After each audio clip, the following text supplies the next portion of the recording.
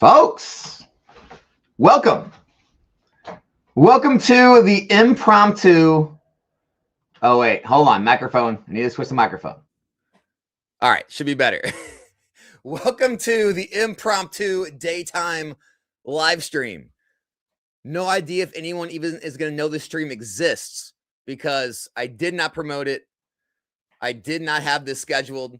We literally just threw it up. I figured, you know what? This is going to be a much better conversation with some live viewers and just kind of talking it out than it would be making like a 10 or 15-minute video trying to explain it and, just dealing with comments on it. So this time of year, I'm gonna wait. I'm gonna wait to kind of get started talking before people kind of make their way in here. I know it'll probably be a bit of a slow start, especially random live stream at 10 o'clock on a Friday morning. So I'll wait till everyone kind of makes their way in to really get talking. But appreciate all you guys showing up to hang out. We got Ditto Cave, Livid Wiccan. I love the names. Archer, what's up? Hey, Michael P, what's up, dude? G Mac, what's up, Greg? I'm starting to buy up Chilling Rain booster boxes. Nice. I'm gonna wait, A. Colin says. What's up, Michael? Nostalgia's the goat. What's up? Travel more. Because everybody should travel more. It's 4:20 here in the UK. We'll be excited, but I got to work tomorrow. Dang. I'm sorry, man. I'm sorry. I'm sorry to hear of the working. But yeah, guys, today's video is gonna really be for more people that are not even if you're like a business owner, but even if you make sales, at all in the hobby, even if you like use it to fund your collection and you keep track of your sales data each year. I notice this time of year, everyone starts sharing their numbers. You have the business owner, YouTubers share their numbers. You have Discord groups, everyone's sharing their sales numbers, talking about what they did this year, last year, what they're hoping to do the next year and all that, and how much you're going to grow it. And I think a lot of times people are asking the wrong questions. They have the wrong goals. They're mesmerized by, big number, get bigger, when a lot of the time it may not even be beneficial to them. And so that's really what we're going to focus on today, because I think a lot of people, they miss the optimization side of running a TCG business. They miss profits. If you notice, I'm not here. If they're out there, I'm sorry. I apologize to anyone that has made it. I haven't seen any YouTubers or anyone really on social media talk about profits. Everyone talks revenue. They all want to show the big sales number. I did $1 million in sales. I did 5 million. I did 10 million in sales. Well, how much did you make? Don't worry about that. Don't worry about that. I did 10 million in sales. And my pushback has always been, well, okay, I got a big social media following. I could easily buy $10 million in product from people a year, throw it all to Probstein or DC Sports or Arizona TCG consignment, and I could easily do 10 million in sales. Now, how much would I make on all that? I don't know. Maybe I can make a few percent, whatever, after everything's said and done, shipping fees, market goes up, market goes down. I don't know. But all sales means you moved product. You bought product and you sold it. Maybe you bought it from distro. Maybe you imported it and you sold to someone else, and you may have made money. You may have lost money. You may have broke even. You may have made a little, made a lot, but it tells nothing of the story, right? Sales, it's just a number. It doesn't tell at all about the health of a business or if anyone's making money. And that's always been my kind of pushback on not even just Pokemon, just the entire business industry as a whole, is unless you're like, it's like a startup or you're looking for an exit, right? You're looking to kind of be bought up by a larger company. You're trying to run your sales up to make it, company look bigger so you can get a big offer. That's one thing. But if you're trying to like make a sustainable business and income for yourself, which is a lot of people do in this hobby, everyone's asking the wrong questions. Everyone's looking to compete for this highest sale number. Like, if I get the highest number of sales, I win. It's like, it's not really how it works. And so today I'm going to try to break things down the best way I can. And so let's start out from the beginning. Sales, revenue, whatever word you want to use, it is literally just the measure of how much product you pushed out the door, right? how much you've taken in, how much revenue you've taken in. That's all it is. It doesn't tell you how much you paid for those items. It doesn't tell you how much infrastructure you needed in place to be able to move those items. Did you have employees? Do you have a card shop? How much are all the materials, right? How much are all the shipping materials? How much fees are you paying? How many, how much is shipping? How much, do you have storage locations? What does it take to actually operate that business, right? And then do you have employees? Like, are other people making money off of that? Do you have business partners? How much are you taking home at the end of all these massive numbers, right? If somebody, again, if someone makes $10 million at 5%, they made 500 grand. If someone sells $1 million at 50%, they made 500 grand. The only difference is the $1 million business probably did a lot less work for that 500 grand.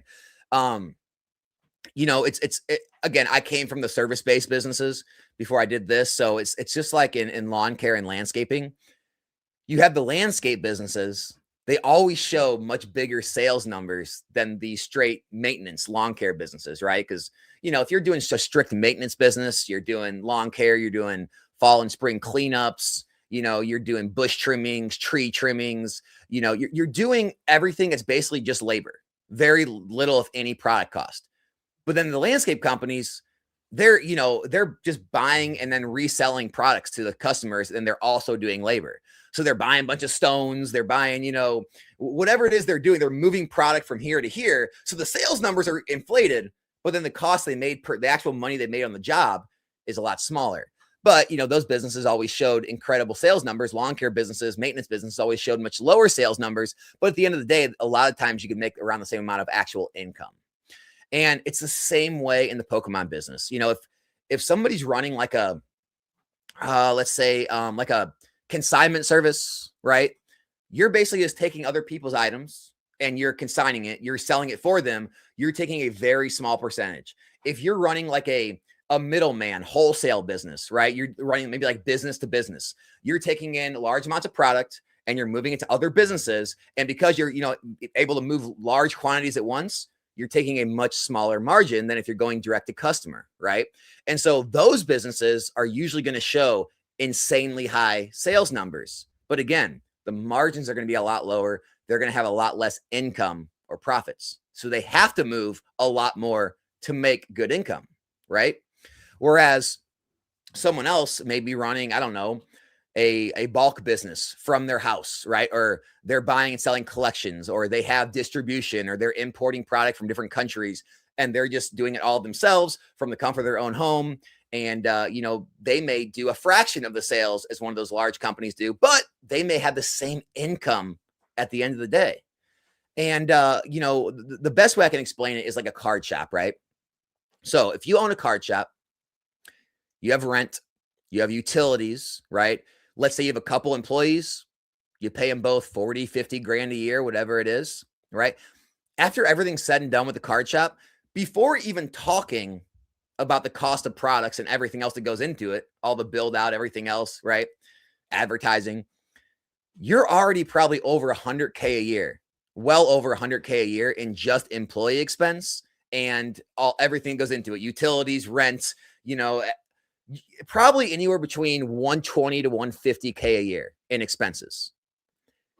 If you sell $1 million and you have a 15% profit margin, you probably broke even. The owner didn't even make money. If you sell $2 million, the owner maybe made 150 grand. Okay. And so people see these numbers like 2 million. Oh my gosh, I'd be rich. No, you're not rich, right? You're not rich. Are you expanding at all? Are you putting any of that product away that you bought from the distributors? Did you have to take a bunch of nonsense from the distributors? Do you have a bunch of stuff that will never sell that are on the books now? A bunch of, nonsense they made you take if you wanted the good stuff. So now you have, 30, 50, 70 grand of crap the distributors basically made you take in order to get the good stuff that are now on your books that you didn't make profit on, that are just sitting there. Technically it's inventory. Technically it's worth money. It's just, you'll never be able to sell that kind of volume for what it's worth. And so now your income goes down from 150 to maybe you made 70, 80 grand that year, right? Now you're hoping that you didn't have any employee theft. You're hoping there wasn't a lot of loss or damage or stolen or any of that, which brings your income down even more. If any of that stuff happened, now maybe you made 70, 60, 50 grand, right? But you have a $2 million business. You see what I'm saying? Whereas other people may just do everything themselves and they only sold, I don't know, 400 or 500 grand. And they had insanely high profit margins. They are very good at grading cards. They're very good at collection buys or whatever. And, they made 30, 35% margins that year. Right. And now, 30, 35% of 500K. Now they made 150 grand and they moved a lot less product. They don't have employees. They don't have any infrastructure to worry about. And they had a lot less things go wrong. And now, maybe they had some lost packages here or there, some, scams here or there, whatever. And, they still came out with over 100 grand. And this is a very real scenario in this hobby, and it happens every single year. But all you ever hear people talk about is how can I grow my sales? And trust me, I have this conversation, with myself in my own head, with my, friend that works with me, with my wife. Like we always talk about different ways that we can scale and make more income. But a lot of the times the conversations kind of go away because we start to do the numbers and we're like, I don't know if it's worth the time investments or the risk or the infrastructure, any of that, because after everything's said and done, the margins are so small. And so if you're just constantly trying to chase higher and higher sales growth, you may end up working insane amounts more for nothing, for very little, if any, extra gain, because you're just chasing sales. And so that's one thing I would challenge you is try not to get mesmerized, especially this December, this January, as everyone's starting to show all this stuff. Don't get mesmerized by the big numbers, right? Ask the right questions. Ask, well, how much are you working? How much work are you putting in to make those, right? How much infrastructure did you have to build in place? How many years did it take to build that up to do that level of sales? How much money are you taking home? And now, here's the thing. The money's always going to be hidden, right? And what I mean is that no one's doing anything wrong, but it's not going to show on the books all the time because people are obviously putting long-term inventory away. You could call it investment, whatever it is. But what you need to ask people is, hey, how much money did you make? Plus, how much extra inventory do you have on the books now than you had at the beginning of the year? Because the excess inventory that you're now holding, plus the income, all of that combined will give you what they really made. But that's what you should be asking. That's the important part, not how much I ran the sales up. Because all these numbers, guys, that everyone's posting, it doesn't tell any story. No one talks about what their profit margin was. No one talks about their take-home pay. And so that's really what I wanted this stream to be about. That's really wanted to answer questions about today, is just kind of digging into that, because I just don't see anyone do it. And honestly, I want to watch other people do it. Like if anyone's got videos of other business owners doing that, I would please share the links, share them in the chat. I would love to go, really watch someone break it down, because it just tells a different story than you see out there. So that was the main thing. Not a huge long rant today. That's really what I wanted to do. I really wanted to kind of take questions and kind of answer anyone's questions and dig into it more deeper. So if anyone's got any of those, leave them in the chat now. We will start taking the questions. Frogati, what's up, man? Welcome to the stream. Frogarty. I see you all the time, man. I just never actually take the time to really sound out the name. Alex rocking the Under Armour gear. You know it, dude. Got to keep the sponsors happy, right? Alex, been following you since Crown Zenith, and thanks to you, I have a net of 30K. Thank you so much. Love to hear it, man. That's amazing. Is Destined Rivals new Evolving Skies? It could be. It could be. You talked the other day about being a bulk seller. I have an immense amount of bulk, but I'm just curious before I start, who is the market for who is buying penny cards? I truly don't know. It's either going to be players, or it's going to be just set collectors, master set collectors, things like that. People, that's all I can really think of who it is. All I know is I recently had a stream. I had a stream on Pokemart USA's channel with Eli, Pokemart USA, and Rob from RNG Games. Both of them have very large card shop businesses, do millions in sales.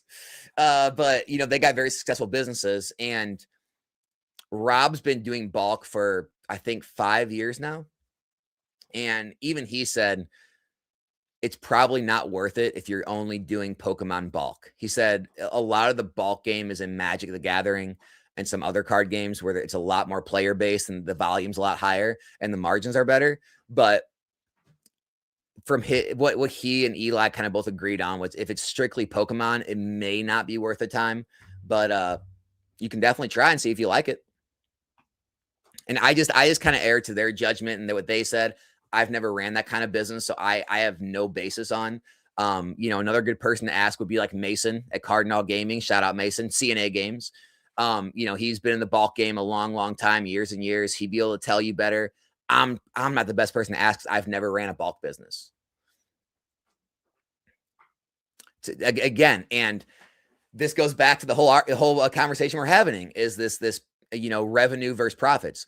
I've had hours of conversations on the phone with Eli of him explaining it to me and me trying to do the numbers in my head to make it work, talking about, Roka machines and talking about, just envelopes mailed. And to me, it didn't make sense. To me, the margins didn't make sense to me for the amount of infrastructure you need to get in place, buying sorting machines, the amount of, obviously have an employee pull the orders, keep an inventory tracking system of everything.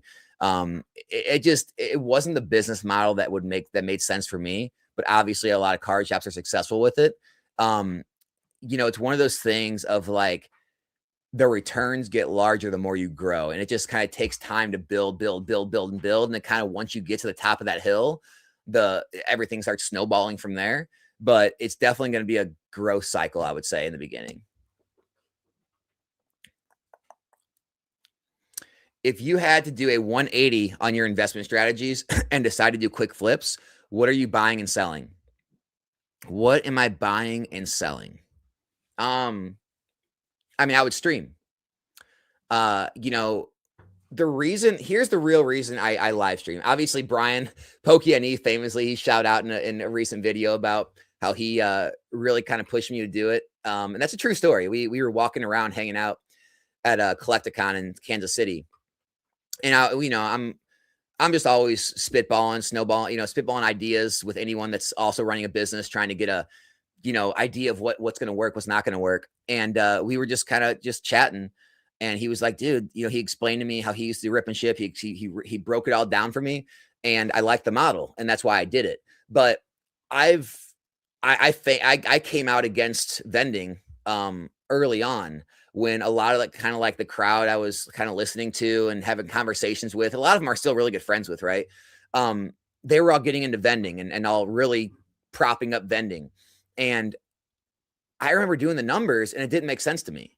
Like the amount of risk you're taking of buying in and not being able to sell the show and then not having another show for X amount of weeks or months, and what the market could do while you're holding this inventory, the amount of time you're working. I mean, you're working at a vending booth all day, both days. You're paying, if you don't have any local, you're paying money to travel, right? You're paying money for lodging at hotels or Airbnbs. You're paying money for meals. You're paying for the tables. You're paying for the cases. You got so much money you're paying in. And, for the amount of product you'd have to move, I even had Bulbasaur. I had Dylan on for an interview where, I wanted to interview him, but I also wanted his expertise, his knowledge on vending. And, he broke it down for me. And even he was saying like, yeah, without the content, without selling his merch, the vending only was like a small portion of his income. And it didn't make sense to me. I broke it down. I'm like, yeah, for the time investment, I don't care about the sales. I care about the take home pay in my pocket. That's all I've always cared about. And I was like, this doesn't make sense to me. And when it came to the streaming, the reason it made so much sense is instant liquidity. For card shops, it makes extreme sense to stream, right? You get collections in, you buy out single collections, you jump on eBay Live, Fanatics Live, whatnot that night, you auction off your singles. And it doesn't even matter if they go for full market price, right? If you're a card shop, you're likely taking in singles at 50 to 60% of market. Jump on a stream that night, sell them, throw them at auction. Maybe some go for 100, 110%. Maybe some go for 70, 80%. Doesn't matter. You're making money. It's just about moving those items immediately, instant liquidity, no risk, get them off your books. That's what I liked about streaming is the inventory moved faster. It wasn't the business I was in before that was really the grading business. You're holding large portions of inventory at any given time. Your eBay's always all, cluttered up with, hundreds of slabs, right? Your TCG's cluttered up with hundreds of cards, and you have all this inventory just sitting, waiting for customers to come buy it. And the market may fluctuate up and down while you're sitting on it, depending if that's good or bad for you, but you have so much capital just all locked up, and it didn't make as much sense to me. And so that's why, that's what I'd be doing if I had to do a 180 and not invest at all. I would try to get in some sort of streaming or, even, work for someone else as a streamer. Do anything you can to get the inventory moving. It's all about cash flow, all about cash flow. You don't want inventory sitting, right? If something's been sitting 3 months, 6 months, you need to start thinking, hey, is this worth it? Or should I just auction it, get my money moved to something else? That's the name of business. Investing is all about holding, right? When it comes to business, you don't want to be holding inventory. So that's what I would do. I would get in anything that's a quick move.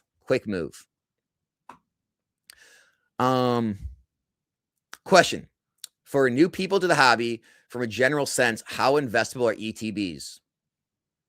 Good, not great. They're good, not great. They're somewhere in the middle. They're not as bad as like a tin or a collection box. They're not as good as a booster box, right? For specialty sets, much better, much higher on the totem pole. For regular sets, somewhere in the middle. Can I answer your question? What's your question? Let me go try to find it.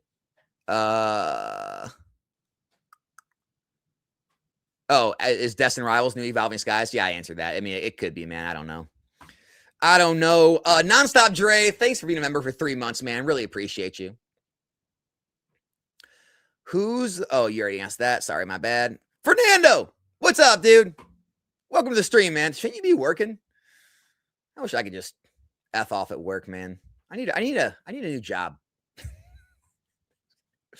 Radiator Bacon, what's up? Thanks for all the vids. Watch them daily.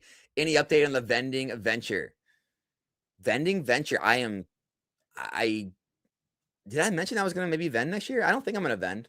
I mean, I may just for to do some content, but not a huge update on any vending right now, man. Appreciate you watching all the videos. I follow NN since he was a fetus all those years ago. I do it, bro. I make such videos. Oh, you do. Pokemonster. Profit margin is really low. Revenue seems massive. At the bottom line, the profit is the next to nothing for me. I'm just a hobbyist, though. Dude, you are doing God's work. Thank you so much for putting out. Guys, make sure to go check out Pokemonster. Anyone that's willing to put out the whole story, I love that. I love that. And again, I'm not advocating businesses share all of it, right? I would never say, because I don't do it, right? I would never tell anyone to do it. I'm not like breaking down, telling you my exact profits. What I'm saying is let people know, right? Just say it. Say, hey, look, guys, I'm showing the sales in this video, but look, we're not making anywhere near this. Honestly, the reason our sales are high is because we run a low margin business, or just say that. But like a lot of people put these numbers out there and want to brag about it. It's just like, dude, it gives people such this like weird warped view of what you can make in this hobby, where you can make tons of money, but it's different. It's different depending on what you're doing. Having a hard time deciding to put my money into Sword and Shield or early SV. I think I'm having analysis paralysis. Do the same thing I always say, right? Little of both. The same thing I say when people are thinking about buying or selling. Buy some, keep some. Sell some, keep some. Buy a little of both. That's what I would do. If you can't decide, buy a little of both. Diversify. If you don't know, diversify. If you are really certain, that's when you go in on something, right? Nonstop Dre. Alex will buy an AI robot arm to open packs for him. Dude, the minute that's available, I may be. Appreciate the super chat, dude. Hey, Selmir, welcome to the stream, man. Good morning. But I 4x my revenue compared to last year. That's clearly a sign I'll have a Lambo paid for at Pokemon. And that's the kind of stuff I'm talking about. I mean, I see videos about that, about We 2x, we 4x, we 10x, we are Grant Cardone. And it's like, what did you have to do to 10x? Did you hire employees? Did you have to put on more infrastructure? Are there more issues with like lost, stolen, damaged goods? How much more are you actually making? How much more money did you put in your pocket, or how much did you build your inventory with unrealized gains with that extra revenue? A lot of the times, usually with a business, right? The more it grows, the smaller the margins get. That's just the normal flow. Ask anyone in any business, not collectibles, any business. The larger you scale, the lower the margins get, right? I mean, you hire more employees, you have more departments, right? I don't know. Now you need an HR person, right? Now you need a compliance person. Now you need a accounting. Now you need this. You need more employees. There's more shipping, right? There's higher bills for all this stuff. You need a bigger place to do it out of. There's always more expensive as a business grows, and you have to get. A lot of times, you have to 4x your, like you said, 4x your revenue to not even double your income, maybe even just up your income 25, 50%. And that's not discussed enough. Everyone's chasing sales when they should be asking, are there more efficient ways to do things to up my profits, right? So like when I ask myself about growing, I look at things so different than a lot of other people do. I don't say, how can I go from 1 million to 2 million? These are arbitrary numbers, right? I say, how could I go from 50 grand to 100 grand profit? That's what I'm looking at. And what's the easiest way to get there? Because 1 to 2 million sales means nothing. 2 to 4 million sales, it's meaningless, right? Because it doesn't tell the story. That's what people need to be asking is, how can I grow my income? Not how can I grow my sales? I can spend roughly $1,000 a month on Pokemon. What do you say? Oh, 1,000 euros. That's a lot. What do you suggest I put it into? P.S. It's very hard to get booster boxes in the UK at retail. Limited Wiccan. Dude, I wish I could give you an answer. I don't know other markets. There's so much differences in foreign markets. What, like you said, things you can buy, sales volume, what sells there, what people prefer. Sets are different. I always err with booster boxes, but again, if it doesn't make sense there, maybe it's bundles, maybe it's something else. I'm sorry, dude. If I could help, I would. I don't know enough to give a real answer. Why do you think Destined Rivals won't be? I didn't say it wouldn't. I don't know. I don't know. Sales does build credibility and helps to sell more from my experience. That being said, I do also keep sealed products as a long-term investment. No, for sure. But again, it's like, it's diminishing, right? It's from zero, like unknown, to like a certain level of sales and like, accountability and like credibility as a store. 100% I agree. But after you're already selling $1 million a year, from $1 million to 2 million doesn't build the same credibility as 0 to 1 million does, right? So like eventually you get to a point where you're known enough, you're established, people trust you, where you need to start focusing on your profits at that point. But I 4x my revenue compared to last year. Clearly I have a Lambo. Jesse, what's up, dude? Oh man, Jesse, dude, you already have a Lambo. Shut up, man. I already know you already got a Lambo, McLaren, Ferrari all in your garage right now. What is my advice for grading the Mega Dream Dragonite? Why that card specifically? I'm thinking if it's a 10, is it worth the time and money to grade it quickly? Absolutely. 100%. I would send that at a higher tier for sure. Absolutely.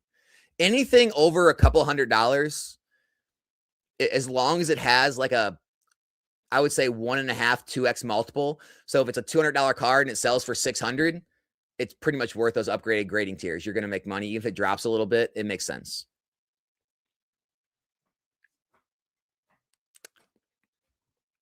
I almost feel ashamed of making 20% profits. Dude, that's good.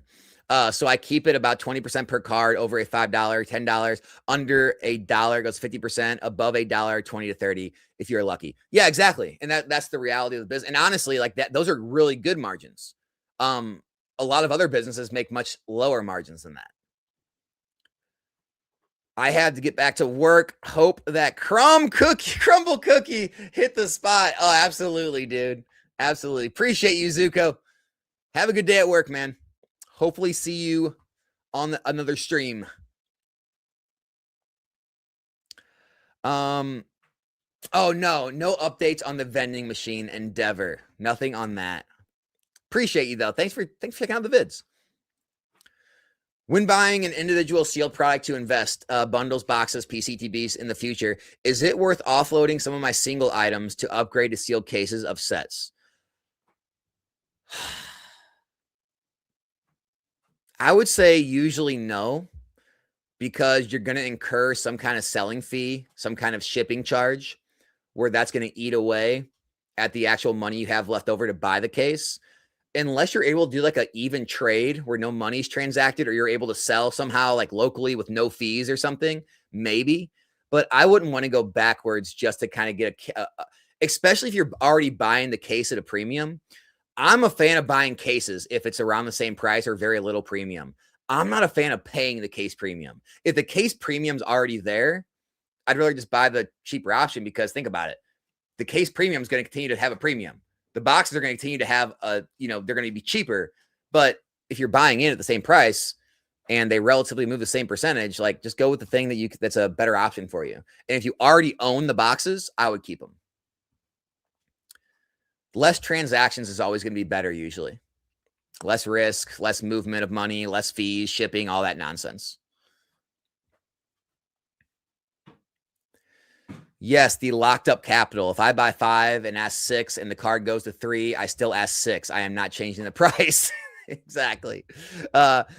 Recently received my PSA sub back. Did very good. Got a lot of 10s. I'm not super attached to the card. Should I sell at 80% and roll the profits into more grading? If you need to get rid of them quickly, I mean, honestly, it's been a month or two now that I've been to Collecticon. But vendors were paying 85. A lot of them were still paying 85% on PSA slabs. If it's PSA, especially if they're 10s. So if you have like any show nearby, maybe check those, or maybe see if someone will give you 85. But if you don't want to sell yourself, or you could send them to a consignment service. And if the auctions all seem to be going well on those cards, I mean, Arizona TCG is a sponsor of the channel. You can send to them and clear more than 80% with them. And so maybe explore, or if you just have someone that wants to take everything, you don't want to deal with it. I mean, it's not a bad idea. It's not a bad idea. If you made money, just roll it back into new grading and keep rolling, right? For sure. How to manage scams, chargeback, etc. How to deal with people messing with your streams. Dude, there's no way to really deal with it. Rudy says it best, alpha investments. For the most part, people are good people. When you come across, somebody, I mean, you can do things to limit new buyers from you. Don't sell large amounts to new people you never sold to. If the billing address, the shipping address look goofy, you can always use a kind of discretion and, maybe take a chance of looking like an a-hole or something, but just not sell to certain, areas or whatever. If like the things don't match up, it seems weird, seems fishy. Yeah, man, I mean, as long as you're keeping it a low percentage of your overall sales or revenue, it shouldn't be a big deal. But cut it off quickly, block buyers, things like that. A lot of things like that you can do.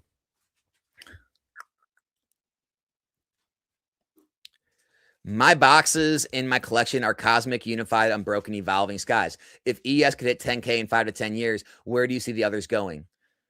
I actually think Evolving will pass Unbroken and Unified, as crazy as that sounds. If Evolving is 10K, I would think Unified and Unbroken might be like 6 to 8K. And Cosmic may be like a little more, maybe like 11, 12, 13. It'll probably be more than Evolving. I think Evolving is going to start passing a lot of Sun and Moon boxes, in my opinion. But Cosmic's up there. Cosmic's like the second best next to Team Up. So I think Cosmic's probably going to stay ahead of Evolving. But I think Evolving is going to start passing more and more Sun and Moon boxes as things age.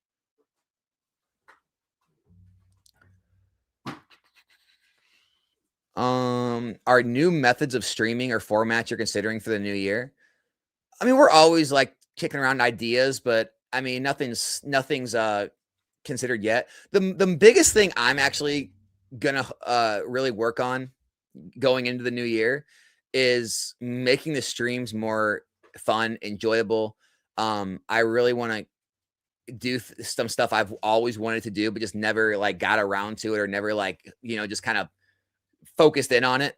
But I really want to make it more like just build the community, build the fun, the party, the hangout atmosphere, get some like, new like things going on stream. Like I'm finally going to dust off this thing here. I'm finally going to dust off the stream deck, literal dust on it. You see that? I'm going to try to get that set up, get some like pop-up notifications, some text-to-speech stuff. I really want to work on getting all that good stuff like played in. I really want it to be like more just like a fun hangout session, more like a Twitch stream. And I really want to focus on the experience more than like any kind of different business model. I think that's kind of where streaming is going to be going. It's going to be more of a community building, more of an experience, and less about I'm here to like buy packs, right? And I mean, obviously the packs are always the main focus. It's always going to be, there's always the gamble to try to get the big hits. There's always like, that, but like I really like more the biggest thing I love about the streaming culture is, and I know I'm not trying to be one of those guys. I know that the C word gets thrown around way too much in this hobby, but it is a community, whether you like it or not.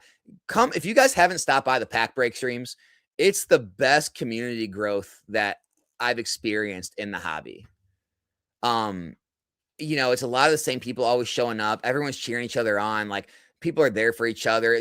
They're donating hits to each other, donating packs to each other. Everyone wants to see everyone do well. It's, everyone celebrates when things go well. Like, it's just it's just like hanging out with all your buddies. It's just you're doing it on the internet, right? And so I really want it to be more of a good experience. That's my goal next year, is to increase the fun of the streams. Nonstop Dre. For long-term collecting, is grading always better than raw? No, not always. We've seen a lot of raw cards just grow exponentially. Like they've actually outgrown the percentage gains on some of the graded cards. The reason I like graded is because it's the ease of transaction. I mean, you have that 1% of the hobby who's like the collectors that are really like intense, and they really like look at the grades and they're like, this is a weak 9, this is a strong 9, this is a weak 10, this shouldn't have got. You have a few people like that. For the most part, people are buying the grade, and so I'd rather transact with things that are already agreed upon by a third party. And like if you're buying a 10, you're buying a 10. And then if it goes through eBay authenticity guaranteed, you don't have to worry about it. Whereas, man, with singles, I feel like there's always problems with singles. This wasn't near mint. It was light play. This wasn't light play. It was moderate play. This wasn't that. And I'm just like, dude, I just don't want to play that game. I don't want to play the arguing about conditions on singles. And, I don't want people coming up, wanting to look at my single. Can you send me 10 more pictures of this card? No, I don't want to play that game. And so for me, I'd rather always have graded because it's just so easier to deal with. But raw, you can definitely do just as good, if not better, on gains. Don't get it twisted. It can be just as good if you want to play that game. I am doing my first vending show with my 9-year-old. Oh, that's going to be fun either way. To show him the value, cost, benefit, margin, and meet many people. I think it'll be a good thing. I think it's a great thing. Oh man, just for a parent and what, 9-year-old son or daughter, whatever it is, just for that relationship building, just things to remember, teaching them the value of money and business and all that. I think it's a fantastic idea. That's a completely different thing than trying to like go all in and create a vending business. So honestly, this is like just me, a personal belief. I think that's the biggest thing missing in society these days is parents teaching their kids about money, about investing, about business, just about the value of things. Like, it's like they expect the schools to like teach them. And we know the schools don't teach jack, what anymore. And so, I think more of that needs to be done. And what a great way to do it in a hobby you guys all enjoy. In the card business, you're able to teach them real life skills and life, knowledge. So, no, I would recommend that for everyone. Do something like that with your children. I've seen more instances of home robberies recently in relation to Pokemon. I have a gun safes home security. Any further advice to people to protect a 6-7 figure collection? Insurance, just insurance. Once you get past 6 figures, the insurance is going to be negligible. It's probably going to be like 1% a year of your total value. And with the growth of these investments, you can afford 1% a year. And so insure it, put cameras on it, do the best you can to store it, whatever. If it happens, it happens. Yeah, I would just pay the insurance and just add that 1%, 1.5% of the total value into your investment gains. And if you made 30% this year, well, you 28.5 after everything's said and done type thing. That way it's peace of mind. If you're really worried about it, that gives you peace of mind, honestly.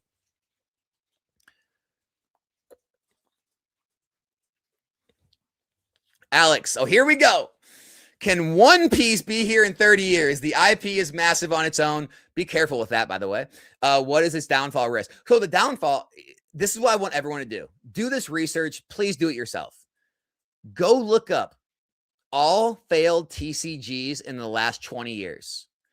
And then go look up at how massive some of those IPs were. Star Wars has had Wizards of the Coast TCG products fail. Dragon Ball has had multiple, they've had Dragon Ball Z, GT, Super, the new one. They've had multiple fail. Digimon, multiple TCGs fail.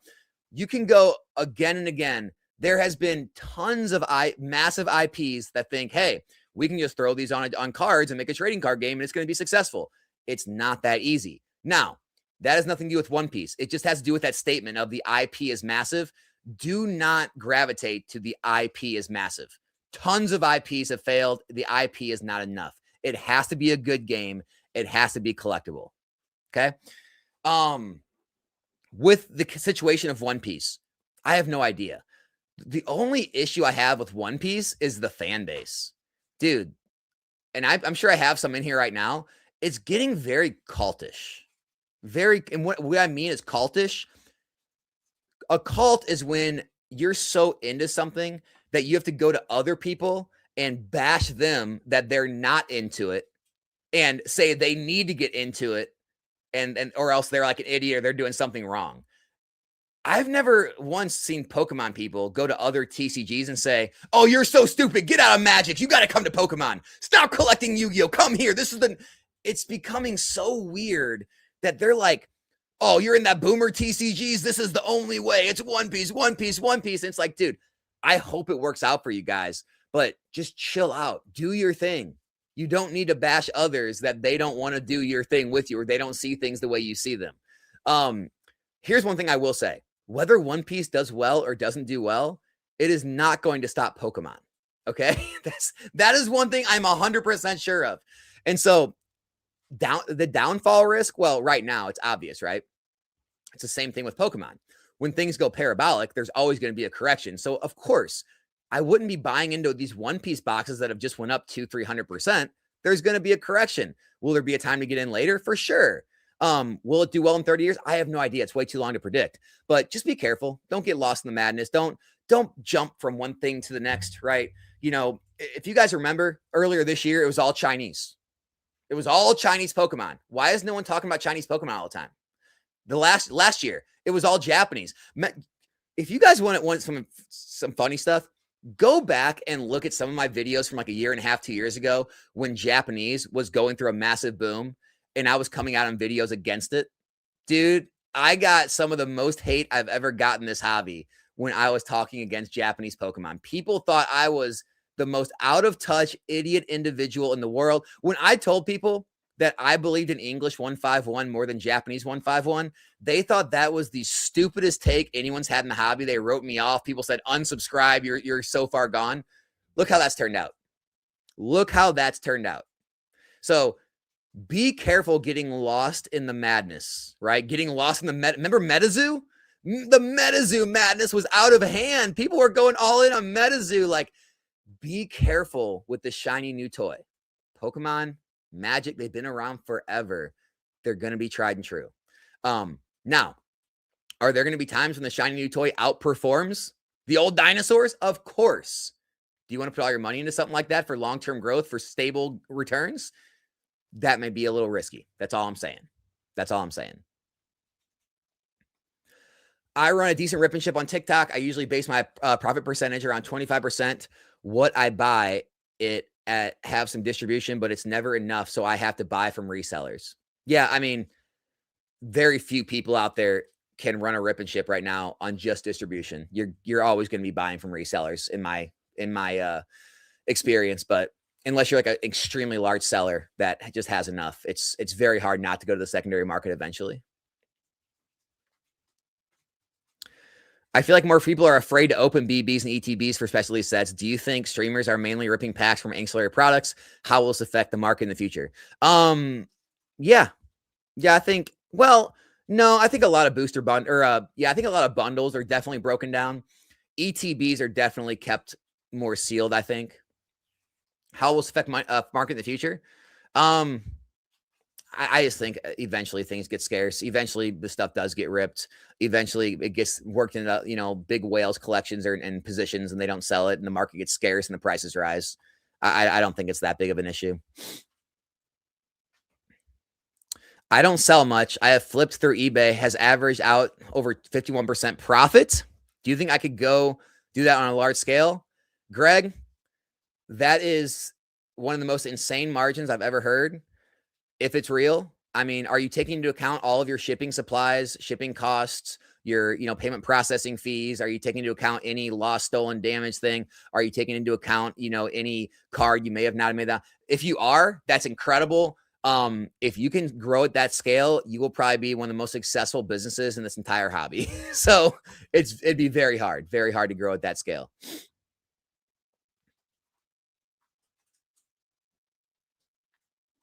I've been investing for about a year. Seems like it's mellowing out a bit. You have a set you like right now? Paldea Evolved, 151, Paldean Fates, Prismatic Evolutions. I like all those. My opinion on Gundam. Gundam is another one. We opened insane amounts of Gundam on stream. Couldn't keep it in stock. Then it fell off. I couldn't sell it. And so, I don't know how it's going to, end up aging, but it definitely had a big boom and bust when it was released into the second set. Unclear, very unclear on Gundam. Here's another thing, guys, talking about the One Piece Gundam. We went through a massive boom in TCGs, right? Everyone's talking about it. StockX put out numbers. eBay put out numbers. There's CNBC, interviews about it. Everything went through a massive boom in the last year or two.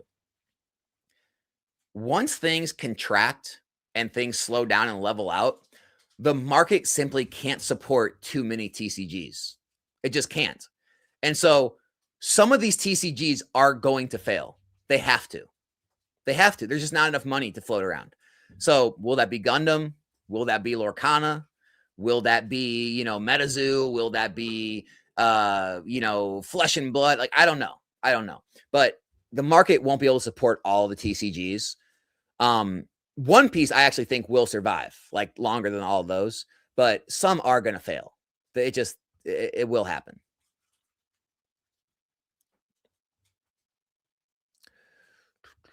Dustin says, just buy, wait a few years, send to Probstein. That's my strategy. It's a good strategy, dude. Tried and true, baby. That is what works. Let's see. Hey, now, I'm a professional at blowing off work. Hey, man, at least you're pro. At least you went pro at blowing off work.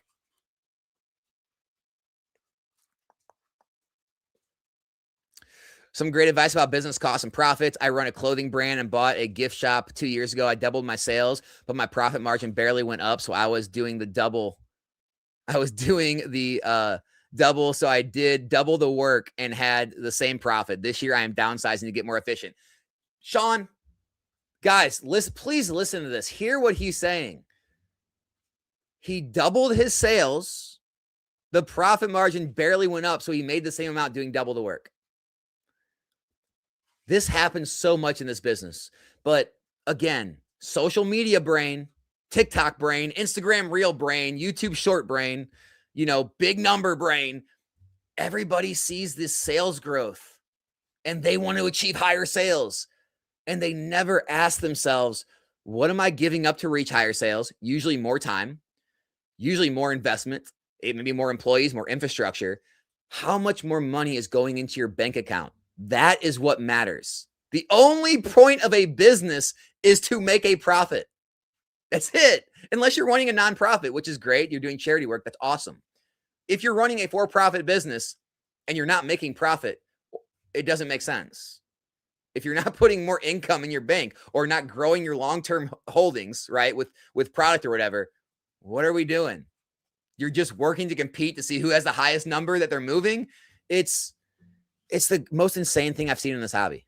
I don't know. I don't know. What's the normal percent range for collection buyouts? Right now, I would say 70 to 80%. 70 to 80%.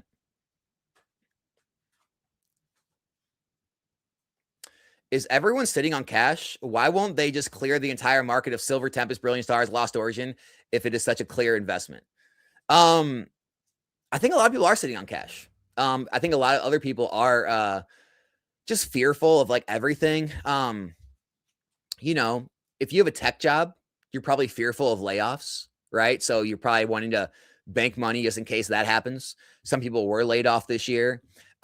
Maybe people are having to grow their businesses. They're wanting to grow their sales and grow their profits. So they're putting money into that instead of investments. You know, the market's cooling off. And so margins are starting to fall. So people are having to, you know, start to keep more cash on hand, especially when distro orders start getting larger and product starts coming into distros and you can start getting offered more and more because less and less people are taking it. So people are having to worry about that. Obviously, there's more card games now you're having to look at. There's a lot going on right now. You know, money's moving to One Piece right now because that's the new shiny toy. That's playing a factor. Well, maybe Brilliant Star, Silver Tempest, Lost Origins is a clear investment, but I might be able to make 2x, 3x on One Piece during that same amount of time. So there's a lot going on right now that I think affects it. Jacob, I have a question for you about small rip and tears. Oh, rips and tears in the plastic wrap. Got a surging booster box. There's a tiny tear. How much does it affect the long-term holding if it's small? 5 to 10%. 5 to 10%. Here is my honest advice. I would dump it. And I'll tell you why. If you have something right now that has a small rip and it's worth $250 and you can only sell it for, say, $225 because it's got a rip, okay? In the future, right, if that box is worth $1,000 or $2,000 and people want 10% off because of the rip, well, now you're losing exponentially more money, right? Because that 10% came off of the much bigger dollar. So for me, I'd rather eat the loss now and then use that money to buy another box at a slight premium again. You know, you're losing a little bit, but that way, at least in the future, when it does rise, if you're wanting to hold it long term, you're going to get full price for it then. So that's my advice on that.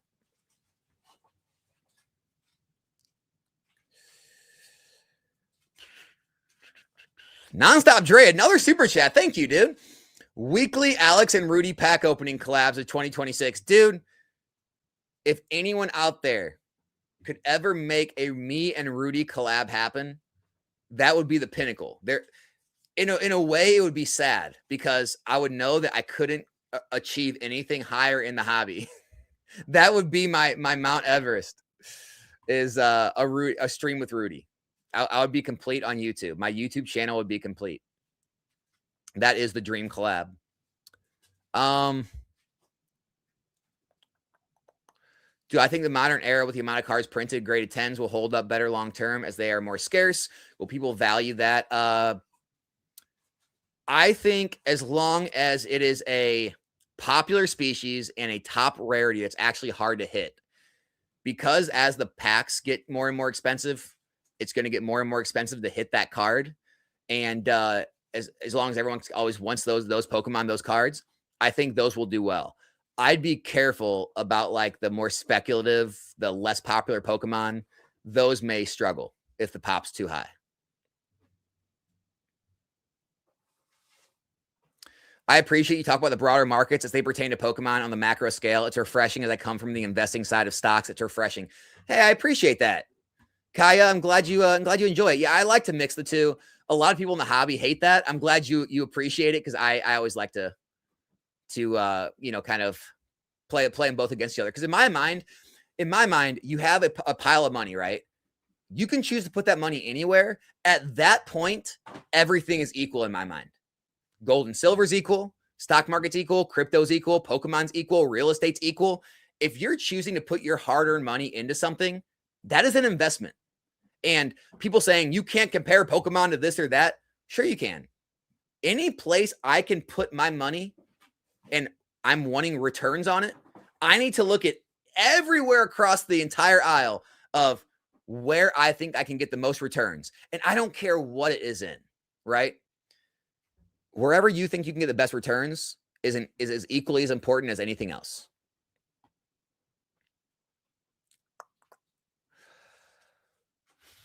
Who's insuring cards? I thought it was really hard to get at this point. No. Collect Insure, collectiblesInsuranceServices.com. They are a collectibles insurance company. It's all they do. So check out the website. They will insure your cards. In my opinion, you should be selling one piece and buy again if it calms down. I get that mindset, but I think it's the same mindset as Pokemon, right? It's like people were saying to sell Pokemon this whole year. Well, here's the problem with all the people saying to sell Pokemon. A lot of these people, they were saying to sell it like back in January, February, March, April. So think about this. If people were saying to sell a box because it went from $100 to $200, if that box from the time they said to sell, you sold it at $200, it ran up to $3 and corrected back to $2, everyone's going to say, Alex, it's down 15, 20%. You're still up 50. Not only that, even if it corrected all the way back down to $2, you're still better off because you had to sell it and eat transaction costs and shipping fees. So unless you're selling near the exact top and you can buy something back at least a 20% or more discount, it never makes sense to sell unless you're selling for good, because there's always transaction costs and shipping and risk, right? And you're also betting that you're at the top and it's not going to run up more before it decreases. It's kind of like, a lot of stuff happened like that this year. People said to sell Paldea Evolved back when it doubled, when it went from 140 to 280. Everyone said to sell Paldea Evolved. Then it ran up to 400 or 500. Now it's back to 350, 375. It's like you're playing that game. You're trying to catch the top. It's like day trading. I don't always agree with selling investments just because they're performing well. I am actually more likely to sell my underperformers and keep my overperformers. I'd rather sell the things that are underperforming and move them into newer things than to sell my overperformers thinking, oh, it's got to be the top, right? That's my investment strategy, at least. So it could differ from others, but I wouldn't always sell just because things are up. And again, I'm not even a one-piece investor. I'm just telling you from a investment standpoint, it doesn't always make sense to sell because things are higher.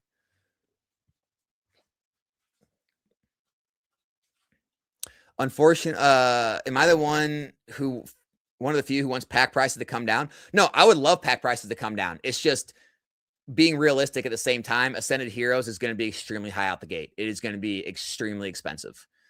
It's just the way it is. But yeah, I would love pack prices to come down. Then I don't have to play this gamble game of buying new product, hoping I can move it before the prices come down and then buying a new price. And I'd rather buy everything at distro at a cheap price, sell it at a cheap price, have a big inventory, not worry about it. I am praying for those days to come back. It makes everything so much easier. Everyone's happier. It sucks right now. I agree. How do I feel about Pokemon Center ETBs? At MSRP, home run, grand slam, no question asked, buy as many as you can. 100%. Nostalgianomics Alex is wholesome, and so are his streams. Yo, appreciate you. Thank you. I mean, looking at Lorcana, Ravensburger, massively overprinted.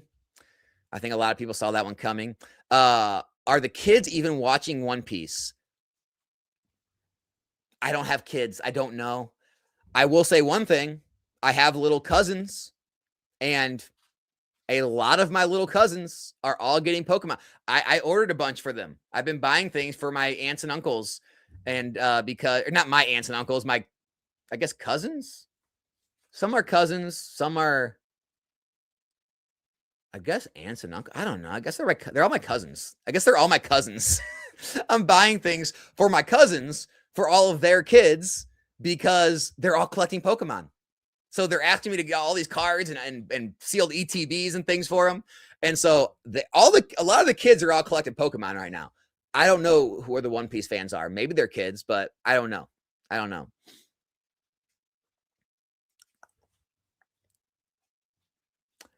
Let's see.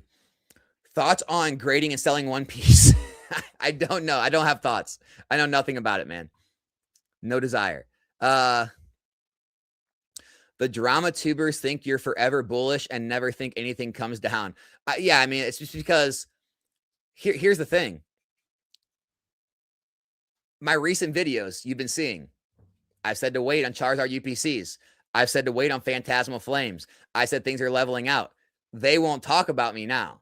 But all the times I've been bullish, guess what? I've also been right. I've also have a extremely high track record of being right on almost every call I've made. And so they may have emotionally not liked the things I was saying, but the fact of the matter is, buying Surging Sparks at MSRP when everyone said MSRP was overpriced, it was the right move. Buying all these things at release this whole year was the right move. Holding all year, not selling out because it was a bubble, was the right move. Now people are saying, well, Alex, things are down a little bit in Pokemon. If you've been holding more than 6 months, you're likely still up. And if you've been holding a year, you're exponentially up.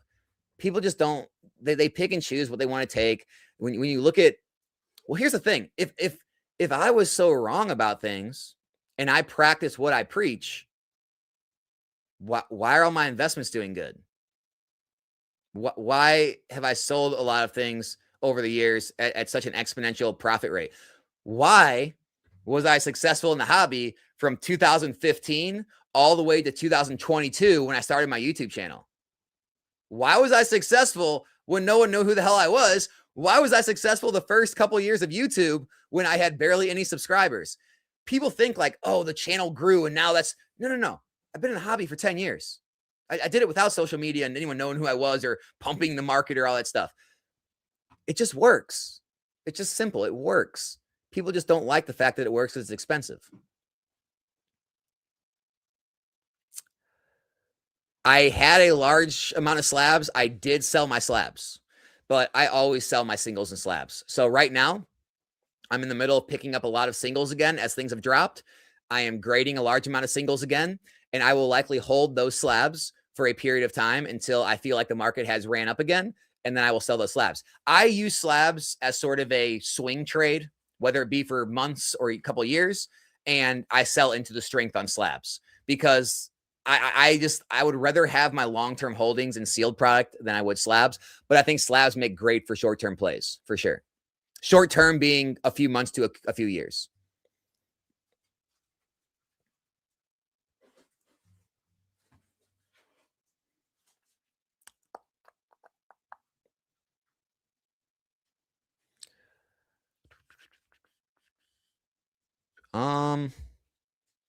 Will we see MSRP pricing on booster boxes before 30th anniversary?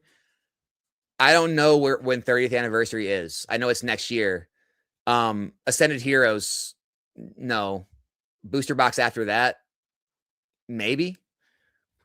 If I had to guess, I would say maybe we're 1 to 2 sets away from maybe seeing an MSRP booster box. We'll see. Depends on how the new year goes. Depends on how tax season is, how crazy the set is. There's a lot that goes into it. I really don't know. We could be getting close. We could end up getting further away again. Who knows? Depends on the printing, all that stuff. The man, the myth, the legend, Bulbasaur in the house. Just buy one card for $10 and resell it for $1. $1 million. Duh. That's all it takes. That is all it takes. Dylan, what's up, man? Appreciate you stopping by the stream, brother. Let's see. Did some house painting business cut back to one employee, making more money and way less stress? There it is. Another one. So, addition by subtraction. Literally, addition by subtraction. Guys, this is the concept of the whole video. Don't always chase the higher sales. I know it's more fun to talk about it on social media. I know it's more fun to post on Discord and Reddit about your sales. All that matters is how much you are making for how much effort you're putting in. If you're putting in less effort for more money, that's always a win. Always. Buying slowly. If you want to get in, big bubble, give it a month. Remember, the OP5 box is 9/13. These are evolving skies. Team up. One piece. Be safe, brother. Hope you profit. Be safe, he says. What else we got? A couple more here we'll take before we call it a good Friday. I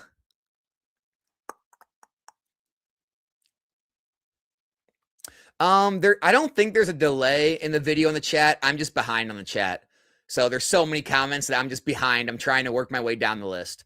I'm currently at 11:09. It's 11:22. So I'm like 13 minutes behind. So you're not, the video's not behind. I'm just behind getting through the chat. That's all.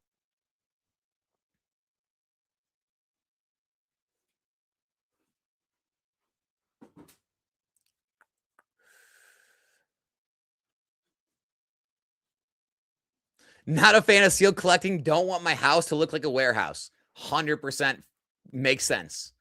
100% makes sense. And yes, slabs can be easier to sell. I agree. Absolutely. They're just a little more volatile, but as long as you can handle the swings, you can do just fine in slabs for sure. Assuming equal value, would you sell your Bitcoin to buy an original base set unlimited box? No, I would not. Now, if you're talking about a first edition base set box, maybe. That is truly a grail of the hobby. That's going to be what the millionaires and billionaires of the future that are our age are probably one of the items they're going to be chasing after. And you're probably going to see things like that end up being like art, end up being like Rolexes, like sports cars, where you'll have time periods in history where they'll probably go up exponentially. Like one will sell for 500 grand. The next auction will come. It'll be like 1.2 million. Then it'll be like 2.5 million, just like art has been over the years. Honestly, I think there's an argument to be made that the first edition base set box could keep up, if not outperform Bitcoin, as crazy as that sounds to some people.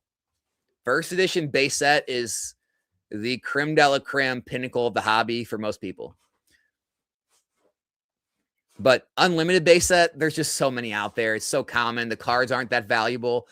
Unlimited base set to me is not attractive. It just isn't. I would stay away from unlimited base set at the current prices.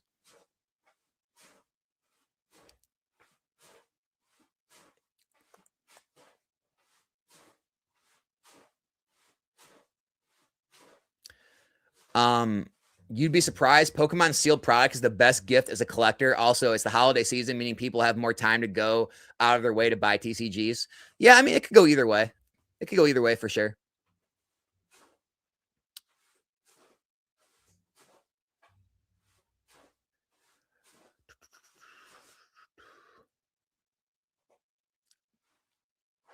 Pokemon is 100% an investment. It's at the level of fine art collecting. See, Kaya knows, guys. Kaya's on board. I like Kaya.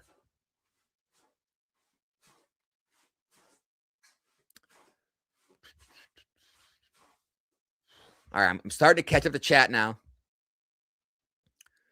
I don't want to sell anything. I only want the cash. It needs to come out and play. I can't buy dinner for the fam with 2 sealed mons.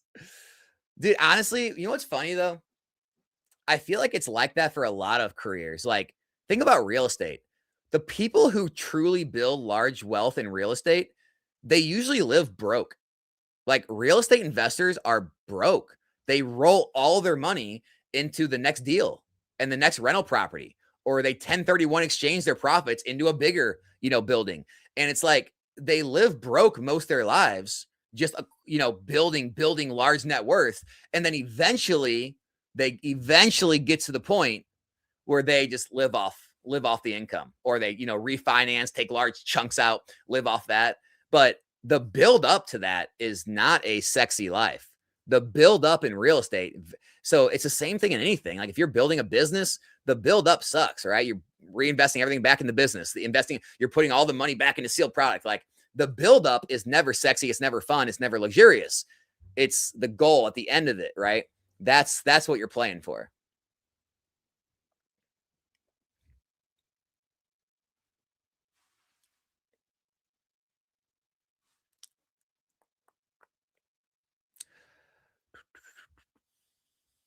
What do we got here? Alex, what room are you in? I need a Pokemon stream room tour. Imagine it's a wall of product. No, so I'm in a basement. I'm in my base. It's a obviously finished basement, but we run our entire operation out of here.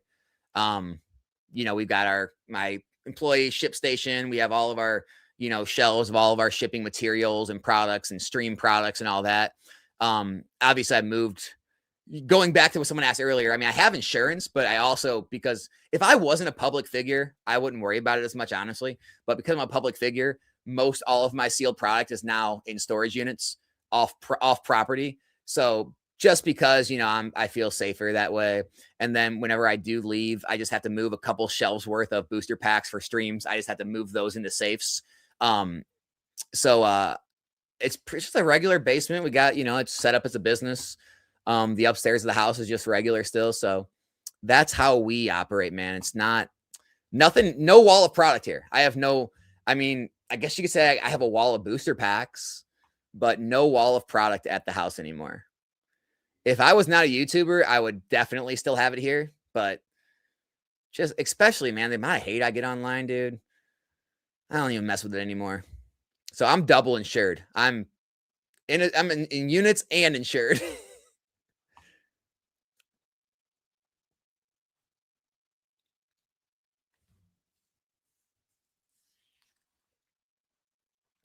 What with rip and ship, is MSRP even possible? It's like $4.50 a pack that they would get devoured. Yeah, absolutely, it's possible. It's actually, it would be a lot better for real, because you wouldn't have scalper rip and ships, right? Everyone that would be able to rip and ship at that point would be people with distribution. And so if we got to that point, that would mean there would be no profit margin available to buy retail and resell. So nobody would be clearing out the shelves anymore. That would also mean distributors would have product, because it would not be infinite easy margins anymore. So you'd actually be able to buy a lot of product at distro pricing, and you'd be able to sell it for MSRP on stream and still make your margin. So trust me, that's when I started my rip and ships. If you guys go back and look at my first streams, I think like a year and a half ago, maybe more now, go look at the prices I was selling packs for. They were $4 and $5. I was running a rip and ship business at $4 to $5 packs. Now, things were lower then, so maybe it's like maybe $4 is out of the question, but say $4.50 to $5.50 a pack. Rip and ships can absolutely get back to that if we can get back to the model where you can actually get product from distributors and, it's like a regular business. And so that's the hope. That is the hope, that we get back to that. I would love to sell $4 or $5 packs again. It'd be amazing. We'd have so many more happy people. So many people will be able to open much more than they could now. It'd be great. It'd be great. Yes, Dylan the legend was in here. He is a legend, nonetheless. Make no mistake. Make no mistake.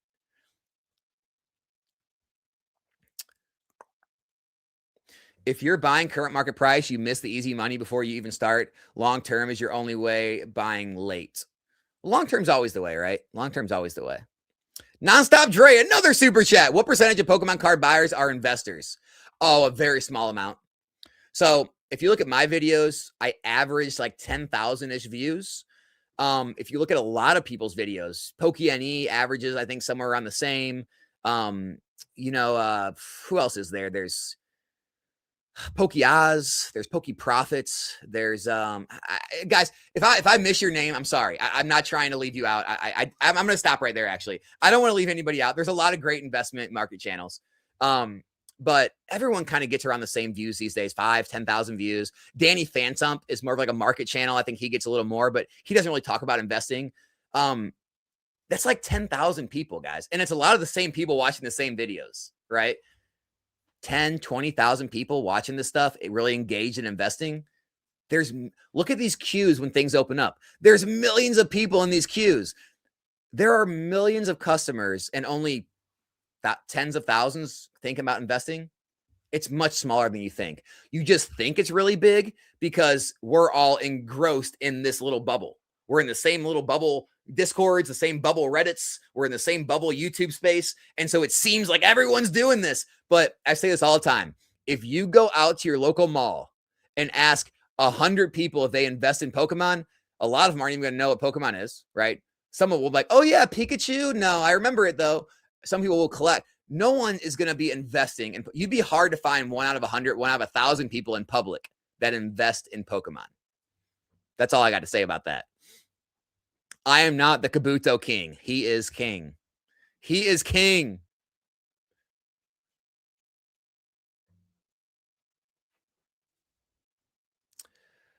Nonstop Dre, another one. TCGs are one of the few hobbies with 100% ownership. That is the truth. Collectors Endgame, thanks so much for being a channel member. Yes, Kaya, NVIDIA's crazy. Evolving Skies did more. It's true. It's crazy. That is crazy. NVIDIA's 1,200%. Evolving Skies 1,900%. You can't deny that. Oh, man. All right, guys, we're going to end it there. Thanks for all of you for stopping by for this impromptu morning stream on Friday. Hope you guys have a fantastic day. Have a great weekend. No stream tonight. If you guys are wondering, no pack break stream tonight. We are going to be streaming tomorrow night, Saturday. Do a Saturday night stream. We're actually going to have booster bundle giveaways of 151. We're going to have multiple packs and items on sale. It should be a big night. So we're going to go to a special night Saturday. Hopefully more people can show up. Last Friday was a little slow, so we're going to do Saturday night. See you guys all there. Hey, even if you don't want to open packs, goes back to what I said earlier. Even if you're not a pack opener, show up and just hang out. It's a great time, great community to be a part of. It's fun to just hang out and watch others rip packs. Hopefully, I see you guys all there on Saturday. Other than that, if not, have a great weekend. I'll have a video released this weekend too. It's pretty good about PSA grading, which you guys might like. And yeah, thanks for all this. Oh, another one, last one. YouTube makes it easy for everyone. Investor scalps. I don't know if that's the greatest super chat to end on, man, but I do appreciate the super chat. Thank you guys all so much. And I will see you guys all back here in another stream soon. We're out.